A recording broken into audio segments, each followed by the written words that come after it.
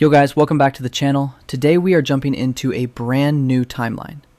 We've seen Naruto with the Rinnegan, we've seen him with the Sharingan, but today we are going back to the very foundation of the Hidden Leaf Village. We are asking the question, what if Naruto awakened the wood style?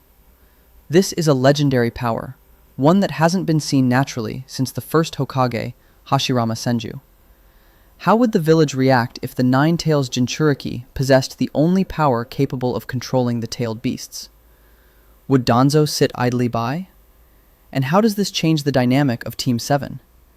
If you enjoy these scenarios, make sure to crush that like button and subscribe if you haven't already. Let's try to hit 2,500 likes on this one for part 2. Now, let's get into the story. Our timeline diverges when Naruto is just 6 years old. In canon, Naruto was often chased away from stores or ignored, but in this timeline, things take a more violent turn.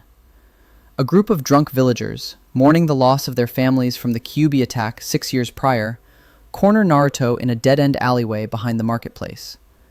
They aren't just shouting insults, they are throwing stones.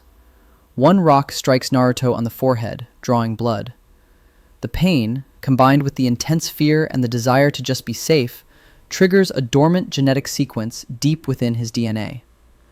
Being the reincarnation of Ashura and possessing the potent Uzumaki life force, Naruto's body reacts to the stress in a way no one expected. As a villager lunges forward with a broken bottle, Naruto screams, throwing his hands up. "Stay away!" Suddenly, the ground beneath the alley cracks. Thick, jagged roots burst through the cobblestone.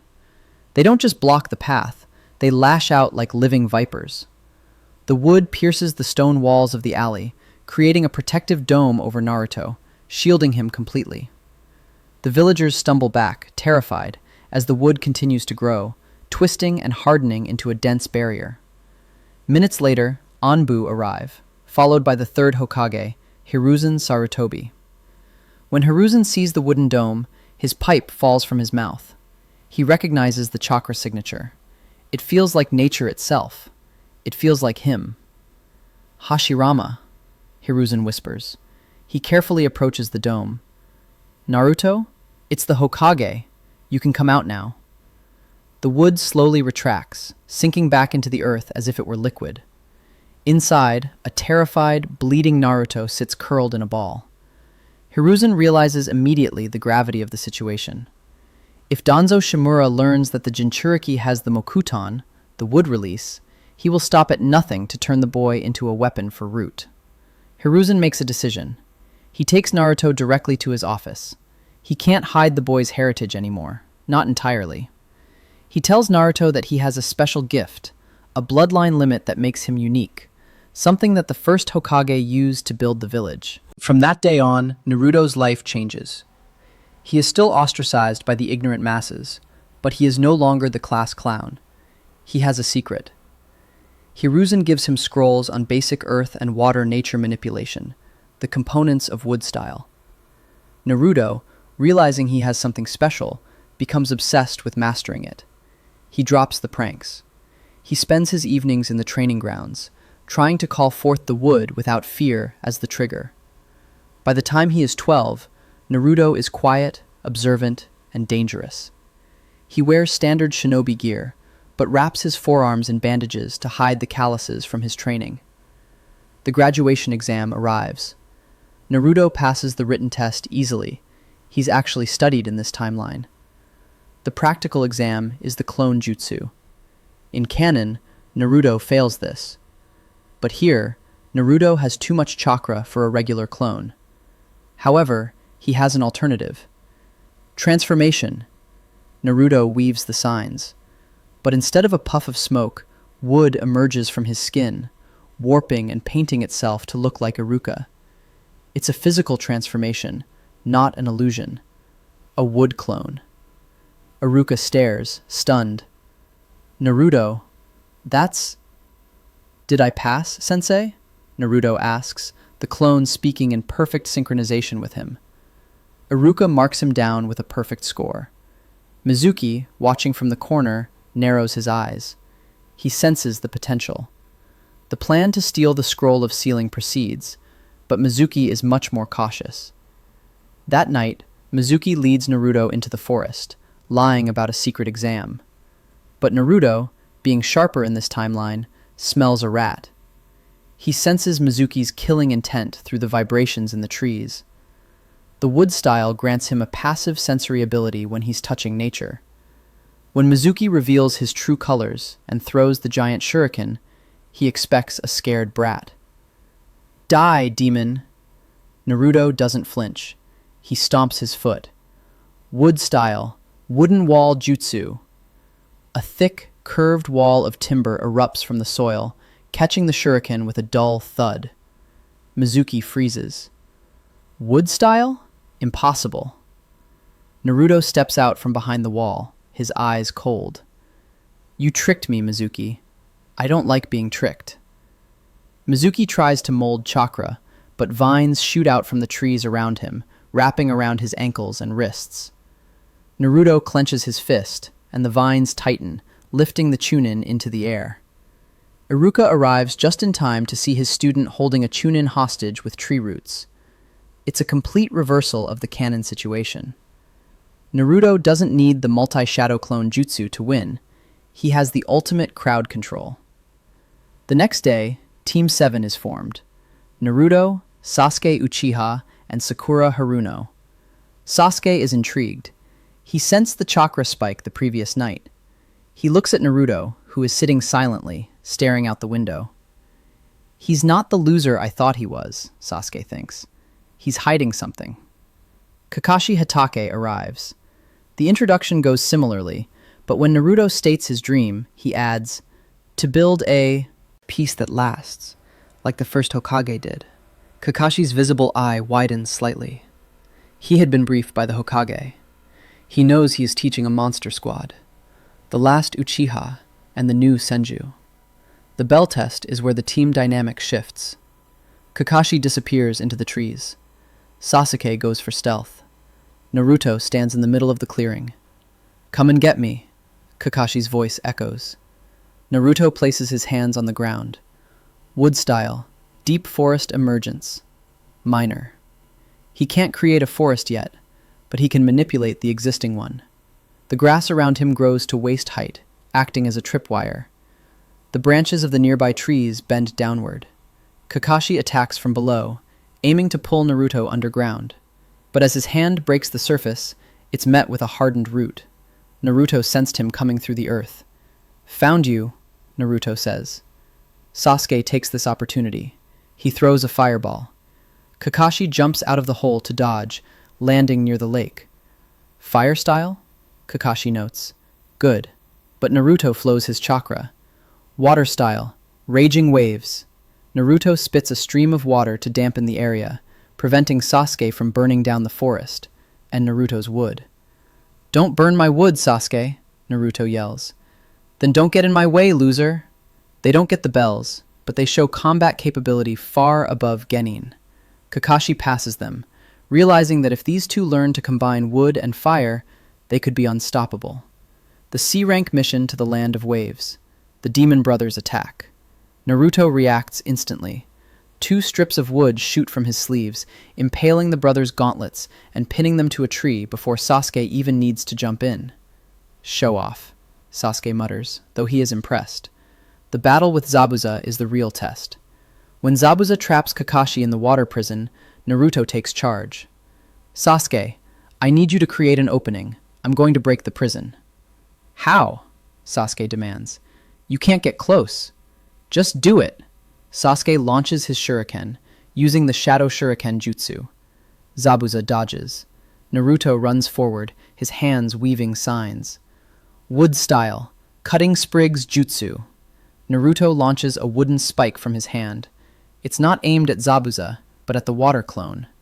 The wood pierces the water, and then Naruto detonates the chakra inside the wood. Spikes explode outward from the initial branch, tearing the water clone apart from the inside.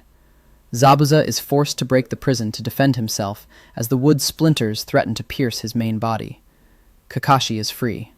Impressive, Zabuza growls. That jutsu, I haven't seen that since the history books. Haku's ice mirrors. In this timeline, the mirrors are a nightmare for Naruto. His wood is brittle against the extreme cold of Haku's ice. When he tries to summon roots, they freeze and shatter. My ice suppresses life, Haku explains, moving between mirrors. Your wood cannot grow here. Naruto and Sasuke are battered. Sasuke awakens the Sharingan. Naruto, realizing his wood style is being countered, has to rely on his Uzumaki vitality and the Nine-Tails chakra. As Naruto gets angry, the red chakra leaks out. But something strange happens. The wood style reacts to the life force of the Bijou. The wood that Naruto summons doesn't just grow, it mutates. It becomes dark, red-veined timber. Wood style, tailed beast bind. Naruto slams his hands together. The dark wood explodes outward, ignoring the cold. It smashes through the ice mirrors, shattering them with brute force. Haku is thrown back, his mask cracking. Naruto stands there, panting, the red chakra receding. He didn't lose control, but he came close. The wood style suppressed the fox's mind, acting as a natural filter, just like Yamato's power does in canon. This means Naruto can access the cloak without losing his sanity much easier. We skip ahead to the Chunin exams, the Forest of Death. This is Naruto's playground. He creates a shelter inside a massive tree trunk. Team 7 sleeps safely while other teams are eaten by tigers. When Orochimaru attacks, he is genuinely delighted. Mokuton, Orochimaru hisses, his tongue darting out. I wanted the Uchiha, but perhaps a Senju Uzumaki hybrid is a better prize. Orochimaru engages Naruto. Naruto uses wood style, 4-pillar prison, to try and trap the Sannin. Orochimaru slips through the bars like a snake. You lack experience, boy, Orochimaru whispers, appearing behind him. He places the 5-pronged seal. But unlike canon, the wood style fights back. The seal burns, but the wood chakra naturally tries to bridge the gap. Naruto passes out, but the recovery time is faster. The preliminaries. Naruto versus Kiba. Kiba is confident. I don't care about your wood tricks. Naruto stands calm. Fang over Fang is a linear attack. Big mistake. As Kiba and Akamaru spin towards him, Naruto doesn't dodge. He raises a wall of wood, but he curves it. Wood style, dome wall. Kiba slams into the wood, but the curve deflects his momentum, sending him spinning into the stadium wall. Kiba is dizzy. Naruto walks up, wood growing from his elbow to form a battering ram, and knocks Kiba out with one strike. The finals. Naruto versus Neji. This is the clash of ideologies. Destiny versus growth. Neji strikes Naruto's tenketsu. It is over. You cannot mold chakra. Naruto coughs blood, but then he smiles. My chakra is life itself. The ground rumbles. Even with his internal chakra points blocked, Naruto calls upon nature energy, a precursor to Sage Mode that wood-style users have an affinity for.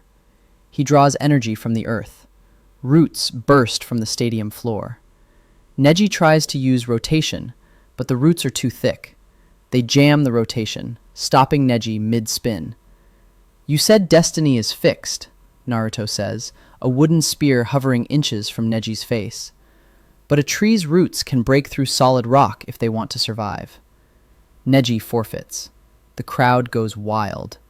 The third Hokage watches with a mix of pride and fear. The boy is becoming too strong, too fast, and Danzo is watching from the shadows, his visible eye gleaming with greed. The Konoha crush. Gaara transforms into the Shukaku. The village is in panic. Naruto summons Gamabunta, but he adds his own flair. He stands on top of the giant toad. Gamabunta, get close. I need to touch him. You're crazy, kid, Gamabunta yells, leaping forward. Naruto jumps from the toad onto the sand spirit's head. He slams his hands onto the sand. Hokage style, Elder Jutsu. A simplified version of Hashirama's technique. Wood style, tree bind, eternal burial. A massive tree erupts from the sand, its roots wrapping around the shukaku. The wood begins to absorb the bijou chakra, suppressing Gaara. The sand crumbles. The transformation is forcibly undone, not by a headbutt, but by the suppressing power of the wood release. Gaara falls, staring at the sky. "Why are you so strong?" "Because I have people to protect," Naruto answers, the forest he created looming over the destroyed stadium. We end this part here. The invasion is repelled, but the secret is out. The whole world knows that the Leaf Village has a new user of the wood style. The Cloud Village, the Stone Village, and the Akatsuki. Everyone will be gunning for Naruto Uzumaki. In the next part, we will cover the search for Tsunade. How will the Slug Princess react to seeing her grandfather's jutsu in the hands of the brat? And will Sasuke leave the village if he feels that Naruto has surpassed him completely? Let me know in the comments. Should Naruto learn Sage Mode early since Wood Style uses nature energy? Or should he focus on mastering the Tailed Beast suppression? Don't forget to like and subscribe. Thanks for watching, and I'll see you in the next one.